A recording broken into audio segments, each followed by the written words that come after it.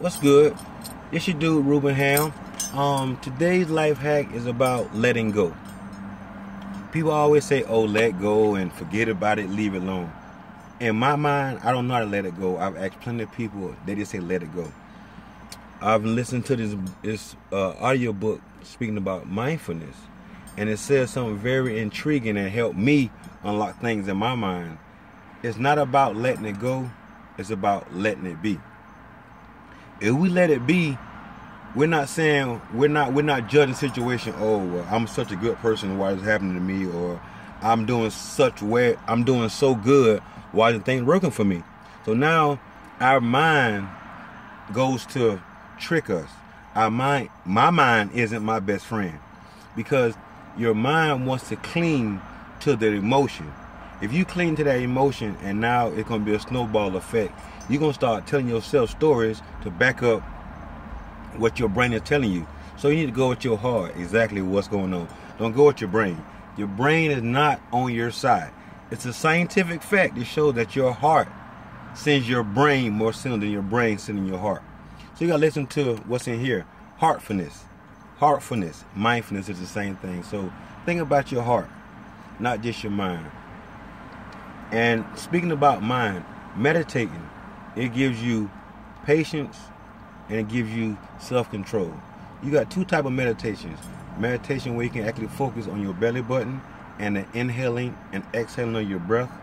Or you got the second one, which is a mindful meditation, where you just sit there and allow your brain to think about everything it thinks about, and just see, and it shows you how uncertain your brain is. It jump from this, jump to that, jump for this.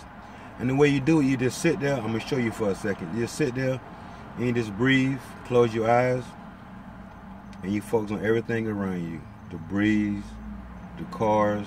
You don't want to make your mind, you can't make your mind be quiet. That's like the same thing as telling the ocean to stop moving, the waves to start coming. No, you're going to have thoughts, just watch them. So you just sit there.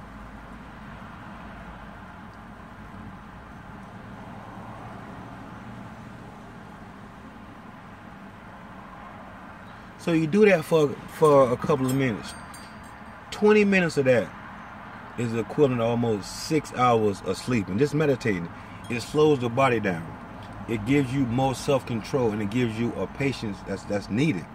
Because once again, your brain is not on your side. I had 10 concussions, and everything my brain tells me to do, I can't do that. Because I'll be behind prison under the walls, because all thoughts are not thoughts. Our brain is a receptor.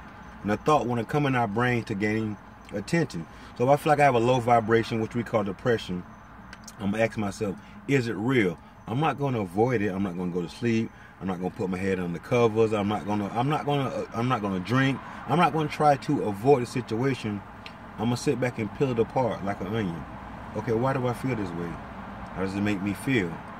What's making me feel this right here? And once I identify the reason why I'm feeling the way I'm feeling, I'm going to the cause to deal with the effect. I'm not going to dog myself. I'm not going to talk bad to myself. Once again, that is the brain. For whatever reason, the first inclination that comes from most brains is a negative impulse. It is how the brain is hardwired. It has nothing to do with you. That's how the brain is hardwired. So through meditation, you get to understand exactly how the brain functions. Coming from me, 10 concussions, I have to understand my brain, how it works, the reason why. Deal with the cause, not the effect. Meditate, be mindful, and best of all, love what you do. It's your dude Ruben Hamm. Love life, because life will love you back.